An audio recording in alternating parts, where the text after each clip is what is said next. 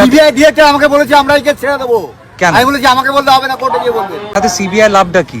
CBI টাকা খেয়েছে, আর কি লাভ? কার থেকে টাকা খেয়েছে? রাজ্য সরকারের কাছ থেকে।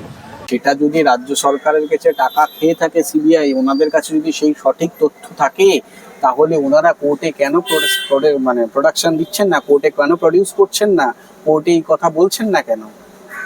ওনাদের তো নিজস্ব ব্যক্তিগত আইনজীবী আছেন, তাহলে ওনাদের নিজস্ব ব্যক্তিগত আইনজীবীর মাধ্যমে সেটা কোর্টে তো বললেই হয়ে যায়। সিবিআই এর ভূমিকা নিয়ে বিগত দিনেও অনেক ক্ষোভ প্রকাশ করেছেন। আমি আবার বলছি, ওনাদের প্রতি আমি ব্যক্তিগতভাবে সমব্যথী, কিন্তু সবকিছু সর্বসমক্ষে সব জায়গায় সমানভাবে বলা যায় না। যার ভিত্তিতে এটা পাবলিক ডোমেনে আমি আনতে পারছি না। তবে এটা ঠিক, ওনাদের আমাদের তরফ থেকে বা আমি ব্যক্তিগতভাবে একটা অ্যাসুরেন্স দিয়েছিলাম, justice delay but justice denied. বিচার ওনারা পাবেন, হয়তো অনেকটা দিনই দেরি হয়ে যাচ্ছে, কারণ প্রমাণের যে প্রমাণটা চাই সেই প্রমাণের কিছু অভাব আছে, এবং রাজ্য সরকারের নন কোঅপারেশন একটা মুভমেন্ট বা নন কোঅপারেশন একটা অ্যাটিটিউডের জন্য আমাদের কিছুটা সময় দেরি হচ্ছে। দেখুন, একা দোষী কি একের বেশি দোষী, আমি আবার বলছি, এই বিষয়ে এই মুহূর্তে মন্তব্য করাটা আমার ঠিক হবে না। টোটালটা আন্ডার ইনভেস্টিগেশন ম্যাটার। তো সেই জায়গায় দাঁড়িয়ে যতটুকু বলার ততটুকুই বললাম, যে ইনভেস্টিগেশনের মতো চলছে।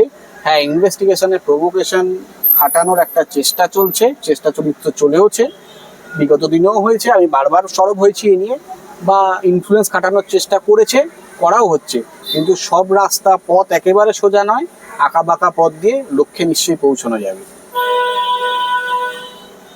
গণতান্ত্রিক উপায়ে, গণতান্ত্রিক পদ্ধতিতে যে কোনো প্রসেশনকে কোর্ট মান্যতা দেয় এবং কোর্ট মান্যতা দিয়েছেও, এবং তার ভিত্তিতে পুলিশের যে প্রভোকেশন, পার্ক স্ট্রিট থেকে শুরু করে গোটা কলকাতা জুড়ে, এবং অভয়ার গায়ে যে হাত ওঠা, অভয়ার মায়ের গায়ে, তার বাবার গায়ে যে হাত ওঠা, এটা কখনোই ঠিক হয়নি।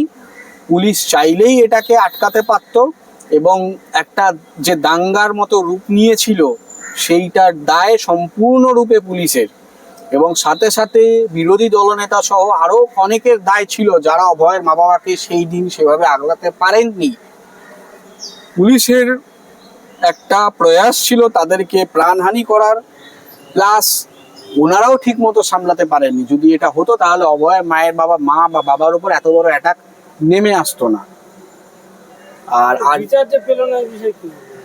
বিচার পেল না, তার কারণ এটা তো বিচার প্রক্রিয়া, এটা একটা লেন্দি প্রসেস। বিচারের মতো চলবে। সেকেন্ড সাপ্লিমেন্টারি চার্জশিট দেওয়া হবে, এবং সেকেন্ড সাপ্লিমেন্টারি চার্জশিটে যেটা দেওয়া হবে সেটা তারা দেখতে পাবেন, গোটা দুনিয়া দেখতে পাবেন এর মধ্যে কি আছে না আছে। দিল্লি গিয়েছিল, বলছে যে সিবিআই এর ভূমিকা নিয়ে ওনারা সিবিআই এর ভূমিকা নিয়ে বিগত দিনেও অনেক ক্ষোভ প্রকাশ করেছেন। আমি আবার বলছি, ওনাদের প্রতি আমি ব্যক্তিগতভাবে সমব্যথী, কিন্তু সবকিছু সর্বসমক্ষে সব জায়গায় সমানভাবে বলা যায় না। যার ভিত্তিতে এটা পাবলিক ডোমেনে আমি আনতে পারছি না। তবে এটা ঠিক, ওনাদের আমাদের তরফ থেকে বা আমি ব্যক্তিগতভাবে একটা অ্যাসুরেন্স দিয়েছিলাম, justice delay but justice denied. বিচার ওনারা পাবেন, হয়তো অনেকটা দিনই দেরি হয়ে যাচ্ছে, কারণ প্রমাণের যে প্রমাণটা চাই সেই প্রমাণের কিছু অভাব আছে, এবং রাজ্য সরকারের নন কোঅপারেশন একটা মুভমেন্ট বা নন কোঅপারেশন একটা অ্যাটিটিউডের জন্য আমাদের কিছুটা সময় দেরি হচ্ছে। কিন্তু এক্ষেত্রে অভয়ের বাবা বলছে যে রাজ্য সরকারের কাছে টাকা খেয়েছে। সেটা যদি রাজ্য সরকারের কাছে টাকা খেয়ে থাকে সিবিআই, ওনাদের কাছে যদি সেই সঠিক তথ্য থাকে, তাহলে ওনারা কোর্টে কেন প্রোডাকশন দিচ্ছেন না, কোর্টে কেন প্রডিউস করছেন না, কোর্টে এই কথা বলছেন না কেন? ওনাদের তো নিজস্ব ব্যক্তিগত আইনজীবী আছেন, তাহলে ওনাদের নিজস্ব ব্যক্তিগত আইনজীবীর মাধ্যমে সেটা কোর্টে তো বললেই হয়ে যায়। যদি টাকা খেয়ে থাকেন, তাদের কাছে যদি ঠিক প্রমাণপত্র থাকে যে টাকা খেয়েছেন, তাহলে সেটা প্রমাণ দিলেই তো হয়ে যায় কোর্টে। অভয়ের বাবা বলছে যে সিবিআই এটা প্রমাণ করতে যাচ্ছে যে একাই দোষী সঞ্জয় রায়। দেখুন, একা দোষী কি একের বেশি দোষী, আমি আবার বলছি, এই বিষয়ে এই মুহূর্তে মন্তব্য করাটা আমার ঠিক হবে না। টোটালটা আন্ডার ইনভেস্টিগেশন ম্যাটার। তো সেই জায়গায় দাঁড়িয়ে যতটুকু বলার ততটুকুই বললাম, যে ইনভেস্টিগেশনের মতো চলছে। হ্যাঁ, ইনভেস্টিগেশনে প্রভোকেশন খাটানোর একটা চেষ্টা চলছে, চেষ্টা চরিত্র চলেওছে, বিগত দিনেও হয়েছে, আমি বারবার সরব হয়েছি এ নিয়ে, বা ইনফ্লুয়েন্স খাটানোর চেষ্টা করাও হচ্ছে। কিন্তু সব রাস্তা পথ একেবারে সোজা নয়, আঁকা বাঁকা পথ দিয়ে লক্ষ্যে নিশ্চয়ই পৌঁছানো যাবে।